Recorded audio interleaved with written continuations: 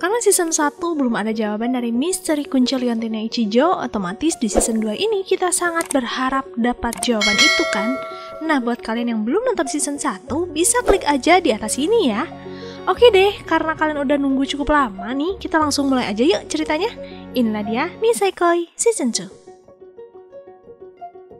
Diawali dengan suasana pagi di kamar Kirisaki. Sejak kejadian di festival budaya, Kirisaki semakin sadar kalau dia sedang jatuh cinta. Tapi walaupun Kirisaki sudah sadar tentang perasaannya, Kirisaki ternyata bingung dengan apa yang harus dia lakukan selanjutnya. Karena jika dipikir-pikir lagi, sejak awal mereka sudah sering menghabiskan waktu bersama, selayaknya orang pacaran kan? Jadi ya apa bedanya? Hanya satu hal yang benar-benar harus dia lakukan sih, yaitu membuat Ichijo jatuh cinta juga kepada dirinya. Kirisaki benar-benar bingung harus seperti apa. Di tengah lamunannya, Ichijo menyadarkan Kirisaki, memberitahu Kirisaki kalau liontinnya sudah ada di tangannya lagi. Ichijo pun mengajak Kirisaki, Onodera, dan Marika bertemu di atap sekolah. Di sini Ichijo memberitahu kalau liontin ini sebenarnya belum bisa digunakan, masih ada sesuatu yang mengganjal di dalamnya. Hanya kunci Kirisakinya yang bisa diselamatkan. Liontin ini akan tetap diusahakan untuk diperbaiki, tapi jika tetap tidak bisa dibuka juga, Ichijo akan membukanya secara paksa. Sejak pertemuan tadi, Kirisaki jadi semakin galau. Dia jadi membayangkan jika pemilik kunci yang sebenarnya bukan dirinya. Sedangkan perasaan Kirisaki kan sudah semakin besar kepada Ichijo. Bukankah itu akan sangat menyakitkan untuk Kirisaki? Lalu di sini, teman sekelas Kirisaki melihat bibir Kirisaki yang kering. Dia pun merekomendasikan pelembab bibir dan terlihat Kirisaki sangat imut menggunakan pelembab ini. Gadis ini mengatakan kalau nanti Ichijo pasti akan semakin cinta melihat bibir Kirisaki yang merona. Mendengar hal itu, Kirisaki jadi mempunyai ide untuk menggunakan pelembab di keesokan paginya. Kirisaki sangat berharap dipuji oleh Ichijo karena menggunakan pelembab bibir. Tapi mau bagaimanapun Kirisaki menarik perhatian Ichijo, ternyata Ichijo tidak menyadari apapun. Dia bersikap biasa saja. Kirisaki tentu saja kesal, maka dari itu dia mencoba merubah yang lainnya, dari mengganti shampoo, mewarnai kuku, sampai merubah pita rambutnya. Tapi sayang, semua usaha itu sia-sia. Ichijo cuek-cuek saja. Tentu saja, Kirisaki sangat kesal. Maka dari itu, saat mereka pulang bersama, Kirisaki langsung menanyakan kepada Ichijo apakah dia sadar dengan perubahan di diri Kirisaki. Awalnya Ichijo bingung harus menjawab apa, tapi setelah melihat amarah Kirisaki yang mulai akan terlihat meledak-ledak, Ichijo menebak kalau Kirisaki ingin membahas tentang pelembab bibir. Mendengar itu Kirisaki terdiam. Disinilah terungkap kalau selama ini Ichijo sadar dengan perubahan Kirisaki. Tapi Ichijo tidak mengatakannya. Menurutnya laki-laki akan kesulitan memuji hal-hal seperti itu. Mendengar hal itu Kirisaki sangat tersipu malu, karena ternyata Ichijo sangat memperhatikan dirinya. Lalu di sini, Ichijo dan Sugumi baru saja pulang sekolah, tapi tiba-tiba saja ada sebuah tembakan yang hampir mengenai Ichijo. Dan tidak lama dari itu seorang gadis cantik turun dari atap, menyapa Sugumi. Tapi dia memanggil Sugumi Black Tiger. Pertikaian antara mereka berdua tidak bisa dicegah, dan Ichijo yang melihat hal itu tentu saja tidak tinggal diam. Dia mencoba menghentikannya, tapi yang terjadi Ichijo malah terkena serangan. Sugumi pun membawa Ichijo ke tempat tinggal pribadinya yang biasa dia gunakan untuk menenangkan diri. Di sana tidak hanya ada Ichijo saja, gadis ini juga ikut, dan di sini terungkap kalau dia adalah rekan kerja Sugumi saat di Amerika. Dia bernama Paula McCoy. Alasan Sugumi dipanggil Black Tiger karena itu adalah julukan Sugumi sebagai pembunuh bayaran yang sangat hebat selama di Amerika. Sugumi mampu mengungguli Paula dalam waktu yang sangat singkat. Kedatangan Paula ke sini adalah untuk mengungkapkan kekecewaannya kepada Sugumi karena kekuatannya terlihat lemah. Sugumi adalah orang yang sangat dikagumi oleh Paula, tapi semenjak hidup bersama Kirisaki, Sugumi jadi terlihat seperti orang biasa pada umumnya. Sugumi pun membiarkan Paula mengoceh sepuasnya. Dia malah memberikan makanan buatannya sendiri agar Paula tenang. Melihat Sugumi yang memasak, Ichijo pun memuji Sugumi yang serba bisa. Bahkan Ichijo mengatakan kalau Sugumi bisa menjadi istri yang baik loh. Dipuji seperti itu, tentu saja Sugumi jadi salah tingkah. Ekspresi Sugumi yang berubah merah merona tentu saja mencurigakan bagi Paula. Dia menyadari kalau Sugumi menyukai Ichijo.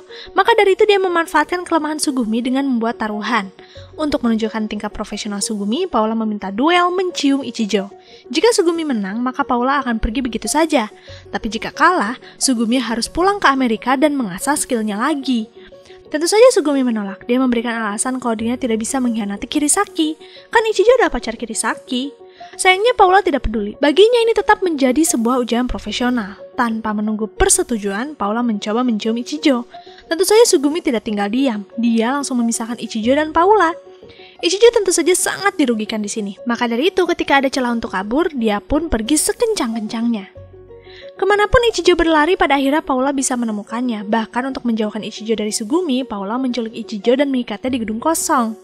Menghilangnya Ichijo dari pengawasannya tentu saja membuat Sugumi panik. Membayangkan Ichijo berciuman dengan Paula saja sudah sangat membuat Sugumi kesal. Saking kesalnya, dada Sugumi merasakan sesak yang luar biasa dan tentu saja amarahnya jadi memuncak. Tapi semua emosi ini membuat Sugumi mengeluarkan kemampuannya. Dia bahkan bisa menemukan keberadaan Ichijo dan lebih luar biasanya lagi, Sugumi bisa menghancurkan tiang penopang yang sangat tebal. Melihat semua ini, Paula jadi ketakutan kan? Sekaligus senang sih, karena ternyata kemampuan Sugumi tidak hilang sama sekali. Setelah membuat Paula ketakutan, Sugumi pun mulai mendekati Ichijo. Dia bersiap mencium Ichijo. Tentu saja Ichijo sempat bingung harus seperti apa. Saat wajah mereka berdua saling berdekatan, Sugumi pun menempelkan jarinya, membuat ciuman secara tidak langsung. Karena Paula sudah takut dengan sosok Sugumi yang sekarang, Paula pun mengiyakan kemenangan Sugumi. Melihat Paula yang sudah lulus, Sugumi pun memeluk Paula karena sudah berani sejauh ini untuk melawan Sugumi. Dengan air mata yang berlinang, Paula pun mengungkapkan alasan yang sebenarnya, kalau dia sebenarnya sangat sedih dan kehilangan ketika Sugumi pergi begitu saja dari hidupnya. Itulah kenapa Paula seperti ini. Dan pada akhirnya, perselisihan antara dua pembunuh bayaran ini pun berakhir dengan damai. Sebentar lagi Natal, teman-teman membahas malam Natalan bersama dan semuanya tampak sangat senang menyambut Natal. Hanya Kirisaki saja sih yang terlihat tidak senang. Maka dari itu Ichijo pun menanyakan alasan Kirisaki tidak suka malam Natal. Jadi terungkap kalau setiap malam Natal ibu Kirisaki yang super duper sibuk akan pulang. Seharusnya hal ini adalah hal yang baik bukan? Tapi tidak bagi Kirisaki. Karena ibunya ini sangat sibuk, Kirisaki jadi tidak dekat dengan ibunya. Bagi Kirisaki, amarah ibunya lebih menakutkan. Saat Kirisaki menceritakan tentang ibunya, Adele tiba-tiba menelpon Kirisaki memberitahu kalau besok ibunya sudah sampai di Jepang dan Ichijo wajib untuk ikut. Ibu Kirisaki juga harus tahu kalau Kirisaki berpacaran. Mau tidak mau, Ichijo jadi harus menuruti permintaan itu. Dengan pakaian yang rapi, Ichijo melihat betapa semua pekerja di sini memaksimalkan suguhan yang akan diberikan kepada ibu Kirisaki. Ichijo pun melihat penampilan Kirisaki yang elegan, tapi pandangannya teralihkan dengan pita merah yang selalu dia pakai. Kirisaki pun memberitahu Ichijo kalau pita ini sangat spesial karena ini pemberian dari ibunya. Di tengah obrolan tiba-tiba saja keributan semakin menjadi karena ternyata ibu Kirisaki sudah datang. Dia bernama Shitoge Hana. Dilihat dari tampilannya, Hana ini sangat cantik dan baik. Tapi saat Hana mengungkapkan kekecewaannya kepada Adele karena gagal mengakuisisi saham, barulah terlihat bagaimana Hana sangat mudah marah. Ichijo tentu saja jadi panik. Ditambah lagi melihat sikap Kirisaki yang sama paniknya melihat ibunya sendiri. Keberadaan Ichijo tentu saja sesuatu hal yang baru kan. Kirisaki pun dengan gugupnya memperkenalkan Ichijo sebagai pacarnya. Mendengar Ichijo, Hana langsung tahu siapa itu Ichijo. Maka dari itu Hana meminta kepada Ichijo untuk menjaga putrinya dengan baik, dan jika tidak, sesuatu hal mengerikan akan terjadi. Sebelum kembali dengan kesibukannya, Hana teralihkan dengan pita yang digunakan Kirisaki. Hana meminta Kirisaki mengganti pita itu karena sudah usang. Hana akan membelikan yang baru. Setelah mengatakan itu, Hana pun pergi untuk mengunjungi rapat lagi. Saat Hana akan masuk mobil, salah satu pengawalnya memberitahu kalau seluruh sekretaris yang ada semuanya sakit karena kelelahan. Hana pun melihat Ichijo. Dengan cepat dia memerintahkan Ichijo menjadi sekretaris sementaranya. Dan sebagai hadiahnya, Hana akan membelikan tiket hotel kelas atas untuk Ichijo dan Kirisaki. Tanpa menunggu persetujuan apapun, Ichijo pun langsung dibawa pergi begitu saja. Di sini, Ichijo langsung diberikan berbagai macam tugas, dari menghafal agenda Hana, sampai diperintahkan membeli barang untuk klien-kliennya, dan hal itu menyadarkan Ichijo kenapa semua sekretaris banyak yang tumbang. Setelah mulai kegiatan yang panjang, akhirnya ada waktu istirahat untuk Ichijo, dan waktu ini dia manfaatkan untuk menelpon Kirisaki. Di sini Ichijo memberitahu Kirisaki kalau ibunya sangat luar biasa sibuknya, sampai-sampai Ichijo saja kelelahan. Tapi Ichijo harap Kirisaki jangan berburuk sangka kepada Hana, karena semua ini terjadi bukan karena Hana membenci Kirisaki, tapi karena Hana terlalu sibuk. Setidaknya Hana tetap meluangkan waktu datang di malam Natal kan. Maka dari itu Ichijo memberi saran kepada Kirisaki untuk memberanikan diri mengajak Hana menghabiskan malam Natal bersama. Dari obrolan itu Kirisaki jadi berani untuk menelpon Hana, mengajaknya untuk malam Natal bersama. Tapi seperti biasa, saking sibuknya, Hana menolak. Selain karena sibuk, Hana ingin Kirisaki menghabiskan malam Natal dengan Ichijo saja. Dan setelah mengatakan semua itu, Hana mematikan telepon. Ichijo yang melihat respon Hana seperti itu tentu saja menegur Hana karena menolak permintaan Kirisaki. Tapi dengan santainya, Hana mengatakan kalau pekerjaannya sangat penting. Banyak hal yang harus dipertanggungjawabkan oleh Hana. Mendengar hal itu tentu saja Ichijo tidak bisa berkata-kata lagi. Tapi tentu saja Ichijo tidak tinggal diam. Dia mengerjakan semua pekerjaan yang diberikan Hana lebih cepat dari biasanya. Hal itu agar Hana mempunyai waktu luang. Bahkan Ichijo sengaja membeli kado agar Hana mau memberikan hadiah ini untuk Kirisaki. Tapi mau sekuat apapun Ichijo menyelesaikan tugas, Hana tetap tidak bisa malam Natal bersama Kirisaki.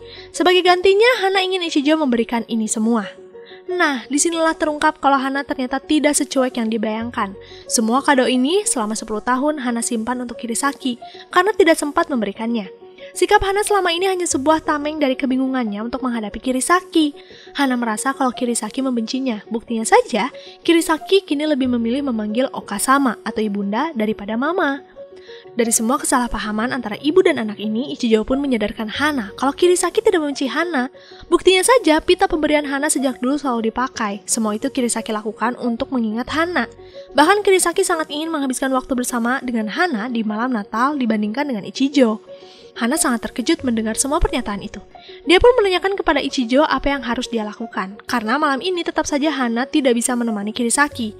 Dalam 3 jam, Hana harus terbang ke Amerika. Dengan waktu yang sangat sempit ini, Ichijo pun meminta Hana tunggu Kirisaki di hotel yang akan dihadiahkan untuknya. Ichijo akan menjemput Kirisaki.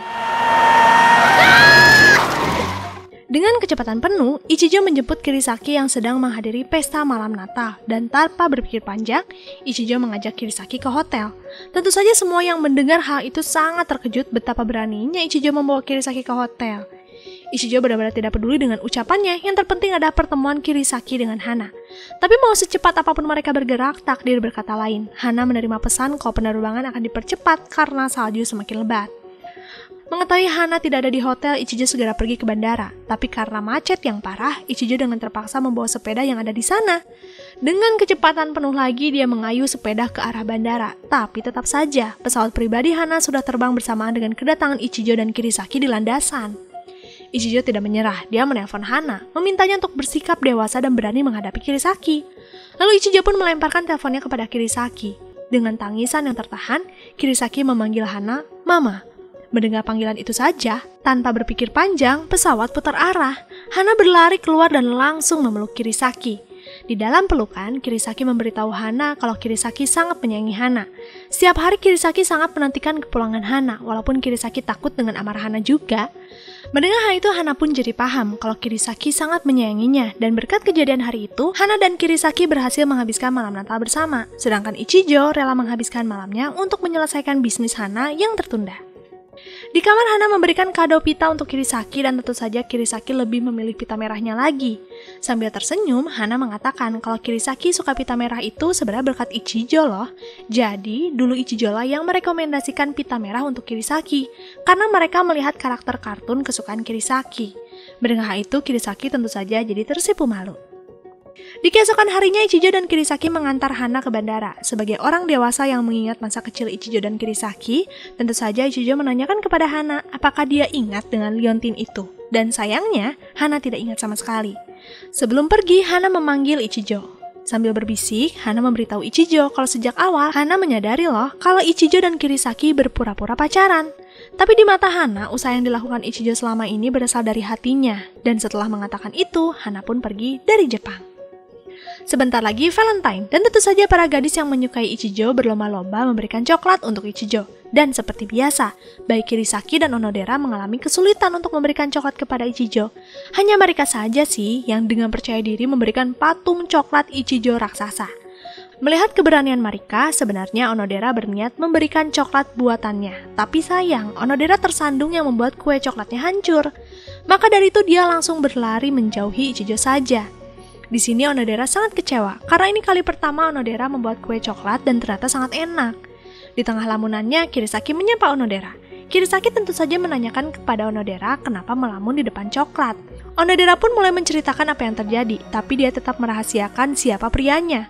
Begitupun Kirisaki, dia sama-sama bercerita kalau dia ingin memberikan coklat kepada seseorang. Mengetahui mereka semua ingin memberikan coklat, dengan polosnya Kirisaki mengajak Onodera membuat ulang di ruang tata boga. Mereka berdua pun akhirnya disibukkan dengan membuat ulang kue coklat dan setelah melalui rangkaian yang panjang, Onodera pun meminta Kirisaki memberikan coklatnya lebih dulu karena kue Onodera belum selesai. Takutnya lelaki incaran Kirisaki pulang. Dengan terpaksa, Kirisaki pun meninggalkan Onodera dan segera menemui Ichijo. Dengan menahan rasa malu, Kirisaki pun pada akhirnya memberanikan diri memberikan coklat kepada Ichijo dan ternyata Ichijo sangat menyukainya. Hal itu tentu saja sangat membuat Kirisaki senang. Dan kini giliran Onodera. Setelah Kirisaki pulang, Onodera berhasil menemukan Ichijo juga. Hasilnya sama seperti Kirisaki. Ichijo juga menyukainya, dan hari Valentine pun berjalan dengan lancar untuk semua. Part 1 season kedua sudah selesai. Nah, di part selanjutnya akan menjadi penentu akhir cerita dari Nisekoi season 2 ya. Semoga benar ada jawaban di sana.